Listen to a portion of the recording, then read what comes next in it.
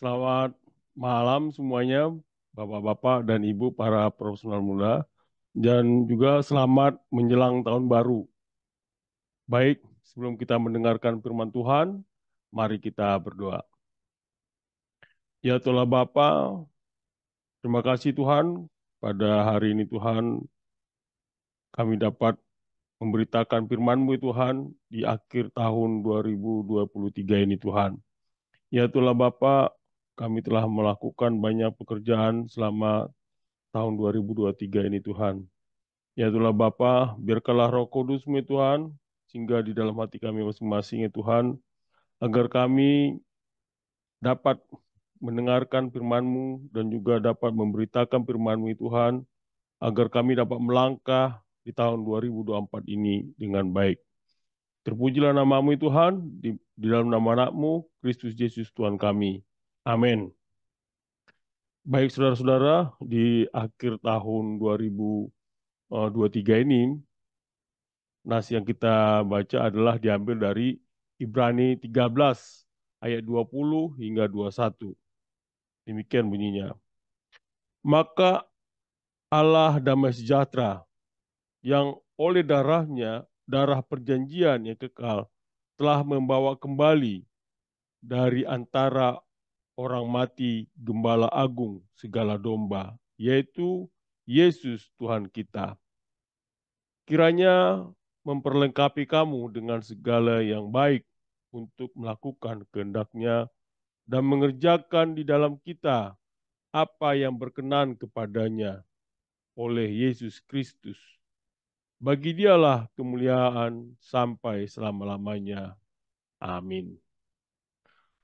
Saudara-saudara yang terkasih di dalam nama Tuhan Yesus, di akhir tahun ini, saya mencoba untuk menjelaskan hasil yang ditulis oleh McKinsey.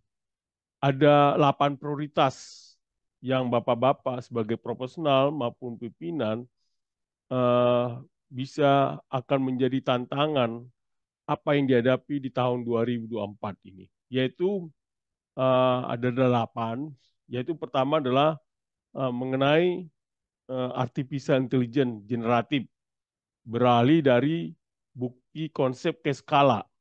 Di sini disebutkan bahwa nanti para pimpinan perlu memikirkan 3 hal. Contohnya adalah bagaimana dari bisnis yang dapat memperoleh agar dapat manfaat dan bagaimana meningkatkan skala dari satu aplikasi ke banyak aplikasi dan juga bagaimana alat-alat baru akan membentuk kembali industri Bapak dan Ibu. Dan yang kedua adalah bagaimana cara untuk bisa bersaing dengan teknologi. Yang ini adalah mengenai digitalisasi. Mungkin berjalan akan lambat, tetapi dengan waktu yang cukup, semua akan menjadi tenang. Dan juga contohnya seperti umpama mengatakan katak akan menjadi tetap tenang atau akan menjadi matang. Dan di sini akan terdapat risiko bahwa memberikan terlalu banyak perhatian pada Gen AI dapat membuat perusahaan mundur dari transformasi digitalnya. Dan ketiga adalah realokasi modal terbesar dalam hidup kita. Nah, kita di Telisial di sini nanti akan setelah adanya diberlakukannya satu undang-undang mengenai tentang modal karena alasan sederhana yaitu di tengah ketidakpastian nanti akan ada para investor dan juga perusahaan enggan memberikan modalnya. Bahkan ketika uh, kita bisa lihat ada masalah iklim yang menjadi semakin panas. Yang keempat adalah jalan menuju pertumbuhan. Di sini maksudnya menurut McKinsey itu adalah bahwa bagi banyak orang ini berarti adalah aturan tentang meningkatkan kinerja inti Bapak dan Ibu dengan menggunakan teknologi untuk mendorong pertumbuhan. Nah, yang bagi yang lain mungkin berarti juga aturan tentang bertumbuhan sesuai dengan keinginan Bapak dan Ibu dengan meningkatkan produktivitas penjualan. Yang kelima, masalah yang kelima adalah apa kekuatan supermu. Nah, di sini McKinsey memikirkan adanya bahwa perusahaan manapun yang akan Bapak dan Ibu kagumi dan kemungkinan besar Bapak dan Ibu akan menyebutkan satu atau dua negara adidaya yang menjadikannya sukses secara unik. Contohnya di sini menurut McKinsey disebut Toyota dan sistem produksi Toyotanya. Dan juga mengenai tentang Disney dan pengalaman pelanggan yang imajinatif. Dan keenam, adalah belajarlah untuk mencintai manajer menengah Anda, middle manager maksudnya. Jadi ini maksudnya adalah bahwa uh, para middle manager ini tidak dipromosikan. Bisa terjadi gitu ya. Bagaimana cara Bapak dan Ibu. Nah, di sini kita sebagai para pimpinan harus juga uh, dekat dengan middle manager dan bagaimana mempromosikan orang-orang tersebut ke posisi manajemen senior. Dan perusahaan juga perlu memikirkan kembali filosofi tentang manajer menengah atau middle manager dan mengenai mereka sebagaimana apa yang ada menjadi keberadaan mereka di dalam suatu inti dalam satu perusahaan. Dan ketujuh adalah masalah geopolitik, yaitu bagaimana cara kita mengalahkan rintangan. Nah, di sini kita tahu bahwa peristiwa-peristiwa yang akan terjadi tahun 2024 ini akan terjadi banyak geopolitik yang dimana adanya suatu tantangan yang dihadapi oleh tim manajemen atau juga dewan harus mempertimbangkan adanya uh, black snow atau disebut juga dengan badak abu-abu yang dimana mereka akan membangun ketahanan geopolitik yang akan bermanfaat bagi mereka. Dan yang kedelapan adalah mengenai sebuah lensa baru pada makroekonomi. Nah, di sini menurut McKinsey adalah adanya perusahaan yang selalu ketergantungannya pada perencanaan skenario, terutama mengenai perencanaan yang mengungkapkan tindakan-tindakan yang perlu diambil oleh perusahaan dan tentang arah mana pada tren perekonomian. Nah, di sini para pimpinan akan membuat suatu model mereka dengan skenario baru yang mungkin akan dikembangkan untuk melihat perkembangan di sesuai dengan neraca global. Begitulah 8. Tapi di 8 hal ini menurut McKinsey, Bapak-bapak dan Ibu, kita sebagai orang yang beriman, kita harus perlu juga melihat bahwa persiapan kita dan kita percaya. Di Amsal 16 ayat 3 mengatakan, serahkanlah perbuatanmu kepada Tuhan, maka terlaksanalah segala rencanamu. Begitulah cara kita sebagai orang Kristen menghadapi awal tahun depan, bagaimana tahun depan. Dan ini adalah akhir tahun 2023 sebagai refleksi kita. Di ayat di Ibrani 13 ayat 20 ayat 21 ini akan mengajarkan kita bagaimana kita akan mempersiapkan diri menjadi seorang manajer profesional atau juga seorang pimpinan untuk menghadapi tantangan yang akan dihadapi. Nah, kedelapan McKinsey tadi kita sudah uraikan. Nah, kita sekarang melihat bagaimana uh, Ibrani 13 ayat 20-21 ini. Nah, kita tahu bahwa Ibrani ini ada yang menyatakan bahwa ini ditulis oleh Rasul Paulus. Dan ini, surat ini juga ditujukan kepada komunitas orang Kristen yang berasal dari latar belakang Yahudi. Nah, ada beberapa hal yang kita bisa pelajarin dari Ibrani 13 ayat 20-21 ini, yaitu adalah mengenai perjanjian kekal dan darah perjanjian. Di sini disebutkan di ayat tersebut mengenai darah perjanjian kekal, yaitu mengacu kepada korban darah Yesus Kristus sebagai titik puncak dari perjanjian antara Allah dan umatnya. Dan yang kedua adalah kita bisa lihat juga di sini, yaitu tentang panggilan untuk melakukan kehendak Allah. Nah, di ayat ini terdapat panggilan untuk melakukan kehendaknya dan juga memperbuat dalam dirinya kita apa yang menyenangkan pada pandangannya. Dan yang ketiga kita bisa lihat adalah doa untuk pemberkahan hati.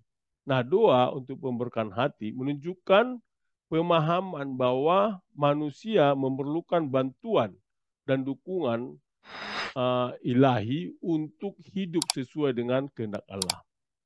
Dan hal keempat adalah penutup dengan pujian. Di ayat ini ditutup dengan doa bagi kemuliaan untuk Yesus Kristus sampai selama-lamanya. Nah, bagaimana kalau kita lihat relevansinya buat Bapak dan Ibu sebagai profesional dan juga sebagai pimpinan untuk melihat dari Ibrani ini, yaitu mengenai adalah penciptaan damai sejahtera. Di sini mengacu pada Allah sebagai Allah damai sejahtera. Nah, pesan ini menegaskan sifat damai dan sejahtera Allah. Dan juga kita bisa lihat tentang pembangkitan dari mati, yaitu menunjuk kepada kebangkitan Tuhan Yesus dari antara orang mati dan menggarisbawahi kekuatan dan keunggulannya sebagai juru selamat. Dan yang ketiga kita bisa lihat di sini adalah gembala besar. Yesus disebut sebagai gembala besar domba-domba besar. Artinya di sini menggambarkan perannya sebagai pemimpin yang melindungi dan membimbing umatnya. Kita juga bisa lihat di sini darah perjanjian kekal. Hal ini dapat menyoroti pentingnya darah perjanjian kekal yang mengaitkan dengan perjanjian lama dan pembebasan dari dosa melalui pengorbanan Yesus. Dan kita bisa lihat di sini adalah tentang permohonan untuk perlengkapan. Di sini kita bisa lihat adalah tentang doa untuk dilengkapi dengan segala kebajikan untuk melakukan kehendaknya yang menekankan keterlibatan manusia dalam pelaksanaan kehendak Allah. Dan yang keenam kita bicara di sini adalah mengenai pengutusan dan pengampunan, yaitu merupakan pengakuan yang akan pengampunan melalui Yesus Kristus dan perannya sebagai utusan Allah. Dan yang ketujuh adalah kemuliaan untuk selama-lamanya. Ya, ini adalah mengenai mengakhiri doa dengan memberikan kemuliaan kepada Allah selama-lamanya, yaitu menekankan karakternya yang abadi. Oleh karena itu, Bapak-Bapak sebagai profesional dan juga sebagai pimpinan perusahaan, poin-poin penting yang dapat kita pelajari dari Ibrani 13 ayat 20 hingga 21 ini agar menjadi pemimpin yang sukses, yaitu adalah pemimpin yang memiliki pertumbuhan karakter dan berkomitmen terhadap nilai-nilai abadi. Yaitu ada dua hal, yaitu pertama adalah pertumbuhan karakter, dan kedua adalah komitmen terhadap nilai-nilai abadi. Saudara-saudara yang terkasih dalam nama Tuhan Yesus, yang pertama adalah pertumbuhan karakter. Di Ibrani 13 ayat 20 mengatakan, maka Allah damai sejahtera yang oleh darah perjanjian yang kekal telah membawa kembali dari antara orang mati gembala agung segala domba, yaitu Yesus Tuhan kita. Nah, di sini kita bisa artikan bahwa ayat ini mengacu pada karya keselamatan melalui darah Yesus Kristus. Dan juga kata damai sejahtera mencerminkan perdamaian yang diberikan oleh Allah pada umatnya melalui pengorbanan Yesus, yaitu melibatkan perjanjian kekal antara Allah dan umatnya. Sehingga bapak-bapak dan ibu, para profesional dan juga pimpinan perusahaan, untuk kita bisa mengaplikasikan Ibrani 18 Ibrani 13 ayat 20 ini, yaitu adalah mengenai renungan dan pemahaman. Dan di sini kita bisa melakukan meneliti dan juga merenungkan makna ayat-ayat tersebut dengan hati yang terbuka. Untuk bisa apa? Untuk bisa memahami bahwa damai sejahtera, kebangkitan dan perjanjian kekal merupakan inti dan dari kasih dan kuasa Tuhan. Nah, di sini juga Bapak-bapak perlu adanya doa dan pengakuan, yaitu adanya disebutkan Bapak-bapak bisa mendoakan para profesional dan juga pimpinan perusahaan untuk apa? Untuk mendapatkan damai sejahtera, kebijaksanaan, dan juga kekuatan melalui Yesus Kristus. Oleh karena itu Bapak-bapak sebagai pimpinan bisa mengajak untuk mengakui ketergantungan Bapak dan Ibu pada Tuhan dalam segala hal. Bapak-bapak dan Ibu juga perlu adanya kepemimpinan yang berpusat pada Kristus. Artinya, kita di sini diajarkan mengenai konsep gembala besar yang diwakili oleh Tuhan Yesus kepada para pemimpin perusahaan. Hal ini Bapak-bapak dan Ibu dapat mendorong untuk memimpin dengan kasih, keadilan, dan tanggung jawab sebagaimana Tuhan memimpin domba-dombanya. Bapak-bapak dan Ibu juga perlu adanya pentingnya pondasi kuat. Artinya di sini bahwa Bapak-bapak dan Ibu uh, perlu menggarisbawahi pentingnya iman, kebangkitan, dan prinsip-prinsip kekal sebagai dasar untuk membangun fondasi yang kuat. Bapak-bapak dan Ibu juga perlu adanya pertumbuhan karakter, yaitu Bapak-bapak dan Ibu bisa menekankan pentingnya pengembangan diri dan karakter sebagai landasan bagi pertumbuhan profesionalisme. Bapak-bapak dan Ibu juga perlu adanya damai sejahtera dan kebangkitan. Di sini Bapak-bapak sebagai pimpinan atau juga profesional dapat meraih damai sejahtera dalam pekerjaan Bapak dan Ibu melalui kesadaran akan kebangkitan Yesus. Ini dapat diartikan sebagai harapan dan keyakinan dalam menghadapi tantangan dan kesulitan. Bapak dan Ibu juga perlu manusia yang sempurna. Nah, di ayat ini kita menyebutkan bahwa melalui darah perjanjian yang kekal, kita dibuat menjadi manusia yang sempurna dalam segala sesuatu yang baik. Nah, ini dapat dihubungkan dengan konsep pengembangan diri dan kesempurnaan dalam tugas dan tanggung jawab profesional. Bapak dan Ibu juga perlu adanya damai sejahtera Allah, yaitu sebagai pimpinan, Bapak-bapak penting untuk menciptakan lingkungan kerja yang penuh damai sejahtera. Kepemimpinan yang stabil dan penuh damai dapat membawa ketenangan kepada tim. Oleh karena itu, Bapak-bapak sebagai pimpinan perlu menciptakan budaya kerja yang mendukung kesejahteraan mental dan emosional karyawan sehingga tim dapat berfungsi secara efektif. Bapak dan Ibu juga perlu adanya mengenai gembala besar. Artinya di sini bahwa analogi gembala besar yaitu Yesus yang dapat diartikan sebagai pemimpin yang peduli dan bertanggung jawab terhadap keberhasilan dan kesejahteraan timnya. Bapak-bapak sebagai pimpinan perlu menjadi figur yang memberikan arahan, dukungan, dan kebijaksanaan kepada karyawan. Kepemimpinan yang menciptakan ikatan dan pemahaman kolektif di antara tim Bapak dan Ibu. Bapak dan Ibu juga perlu mengakui kepemimpinan Tuhan. Bapak-bapak dan sebagai pimpinan maupun sebagai profesional harus mengakui bahwa keberhasilan dan kemajuan Bapak dan Ibu berasal dari Allah. Kesadaran akan peran Tuhan sebagai gembala besar mengajarkan rasa tanggung jawab dan ketergantungan kepadanya.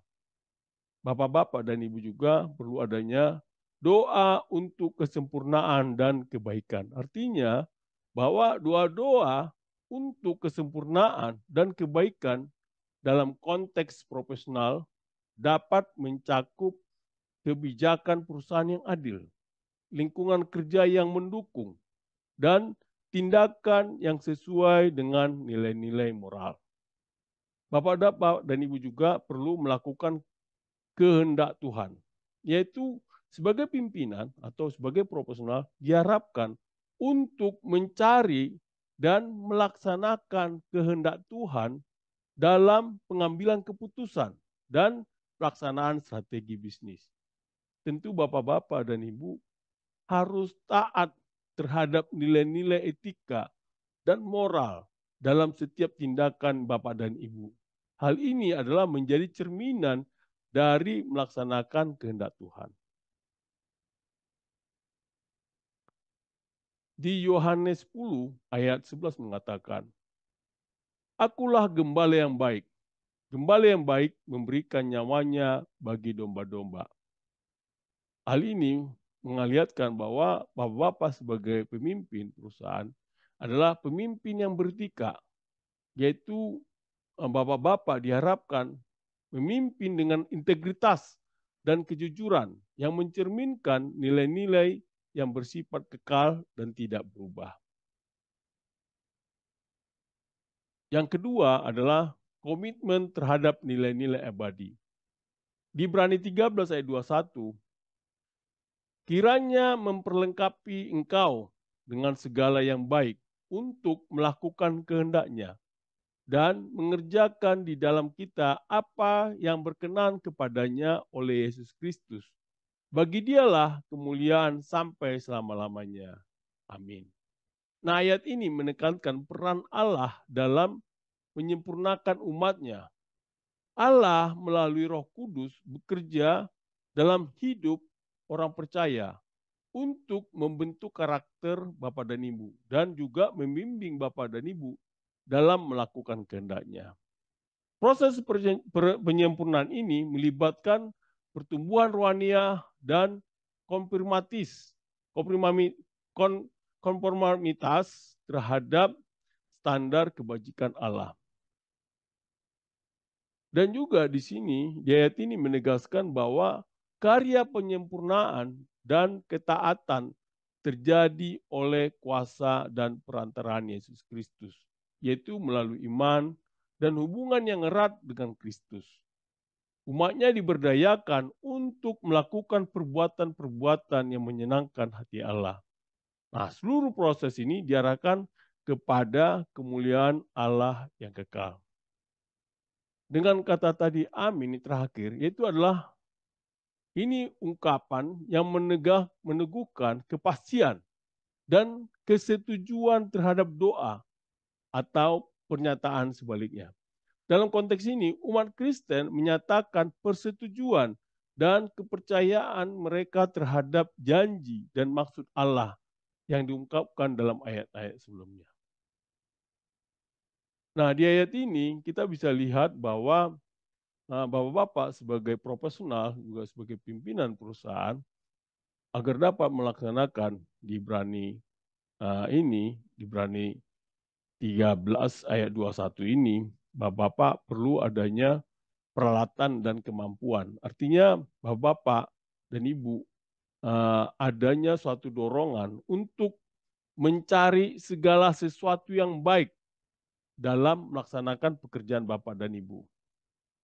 Yaitu Bapak-bapak bisa menekankan pentingnya pengembangan keterampilan, pengetahuan, dan etika dalam konteks bisnis. Bapak-bapak dan Ibu juga perlu adanya ketaatan pada kehendak Tuhan. Artinya Bapak-bapak di sini bisa mengajarkan prinsip ketaatan terhadap kehendak Tuhan dalam segala aspek kehidupan dan pekerjaan.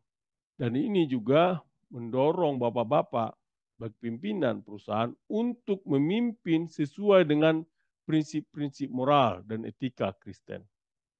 Bapak-bapak dan ibu juga perlu adanya berdoa untuk karya Tuhan. Artinya bapak-bapak dan ibu berdoalah agar Tuhan bekerja melalui pekerjaan dan usaha bapak-bapak dan ibu. Dan agar kemuliaan selalu kembali kepadanya. Bapak-bapak dan ibu juga perlu adanya pemuliaan dan pujian. Artinya, bapak-bapak dan ibu didorong untuk mengakhiri setiap kegiatan atau pertemuan dengan pujian dan syukur pada Tuhan. Bapak-bapak dan ibu bisa menekankan bahwa segala kemuliaan adalah milik Tuhan. Bapak-bapak dan ibu juga perlu memperoleh kebaikan untuk melakukan kehendak Allah. Artinya bahwa tujuan Allah adalah memberikan kepada kita kebaikan, yaitu agar kita dapat melakukan apa yang menjadi kehendaknya. Sebagai profesional dan juga pimpinan perusahaan, bapak-bapak dan ibu harus mengintegrasikan nilai-nilai etika dan moral dalam pengambilan keputusan bapak dan ibu. Pencapaian tujuan perusahaan tidak boleh terjadi dengan melanggar prinsip-prinsip yang benar. Bapak dan ibu juga perlu melakukan apa yang berkenan kepada Allah, yaitu adalah bapak dan ibu melakukan apa yang selaras dengan keinginan Allah. Sehingga di sini bapak-bapak dan ibu harus berusaha untuk menciptakan lingkungan kerja yang adil, etis, dan berkelanjutan, yaitu mencakup perlakuan yang baik terhadap karyawan, yaitu keberlanjutan lingkungan dan tanggung jawab sosial perusahaan. Bapak dan Ibu juga perlu kemuliaan bagi Yesus Kristus. Artinya di sini sebagai akhir dari doa ini menegaskan bahwa semua tindakan kita harus mengarah pada kemuliaan Yesus Kristus. Bapak-bapak sebagai pimpinan perusahaan dan juga profesional harus berkomitmen pada integritas pribadi dan profesional yang mencerminkan nilai-nilai Kristiani dalam etika kerja dan menjadikan organisasi Bapak dan Ibu sebagai agen positif dalam masyarakat. Bapak-bapak dan Ibu juga perlu tujuan dan integritas, yaitu Bapak-bapak dan Ibu didorong untuk memiliki tujuan hidup yang jelas dan berpegang teguh pada integritas dalam setiap tindakan bisnis. Bapak dan Ibu juga perlu adanya doa dan bimbingan rohaniah. Bapak dan Ibu perlu melakukan bahwa doa, pertumbuhan rohaniah, dan mendengarkan petunjuk ilahi adalah suatu menjadi bagian dalam pengambilan keputusan.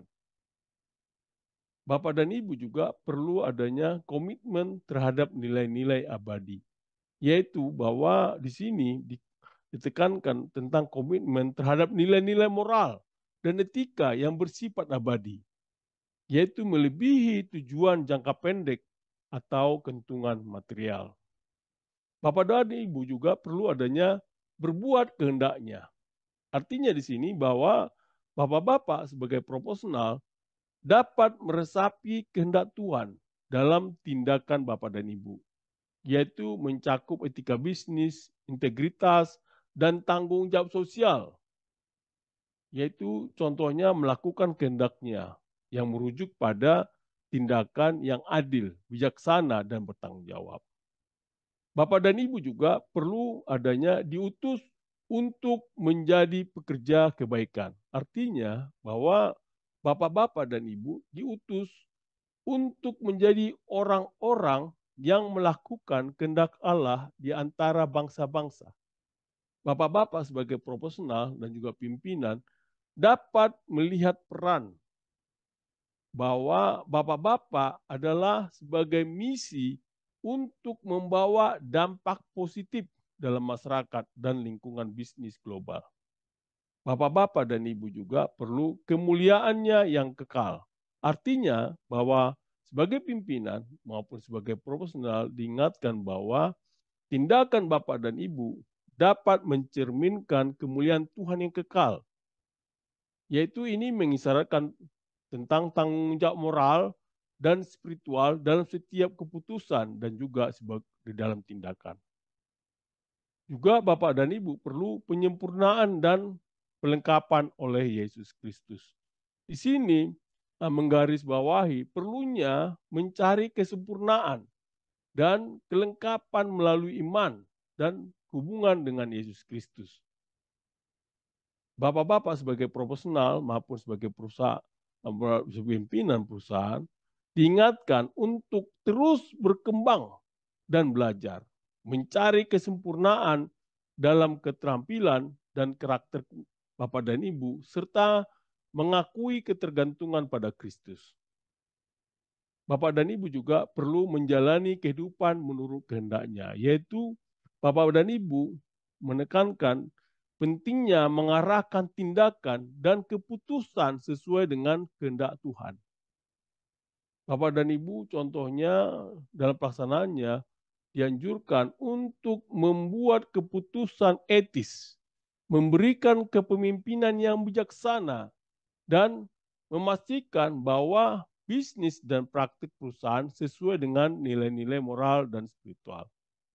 Bapak dan Ibu juga perlu kemuliaan bagi Tuhan selama-lamanya. Di sini Bapak dan Ibu diajak untuk memberikan kemuliaan kepada Tuhan dalam setiap aspek kehidupan. Yaitu bapak-bapak sebagai proporsional maupun pimpinan perusahaan diingatkan untuk menjalani kehidupan dan bisnis bapak dan ibu dengan integritas dan kejujuran, memberikan kemuliaan kepada Tuhan melalui tindakan bapak dan ibu. Bapak dan ibu juga perlu bekerja untuk kemuliaan Tuhan, yaitu artinya kesuksesan bisnis dan pencapaian profesional seharusnya tidak hanya untuk keuntungan pribadi, tetapi juga untuk kemuliaan Tuhan. Bapak dan Ibu juga harus menjadi seorang yang berkualitas tinggi dan integritas dalam bisnis yang dapat menciptakan kesaksian positif tentang nilai-nilai Kristen. Bapak dan Ibu juga perlu adanya pencapaian yang berkelanjutan. Artinya, doa untuk kesempurnaan dan melakukan kehendaknya. Di sini kita dapat tahu supaya Bapak-Bapak dan Ibu diajarkan untuk mencari pencapaian yang berkelanjutan, bukan hanya keuntungan jangka pendek. Bapak dan Ibu juga perlu berkarya melalui Yesus Kristus. Artinya bahwa sebagai pemimpin atau sebagai profesional dapat menemukan kekuatan dan bimbingan melalui iman Bapak dan Ibu pada Yesus Kristus. Yaitu Bapak dan Ibu menyadari bahwa setiap usaha Bapak dan Ibu harus dilakukan dengan tujuan yang sejalan dengan ajaran-ajaran Kristiani.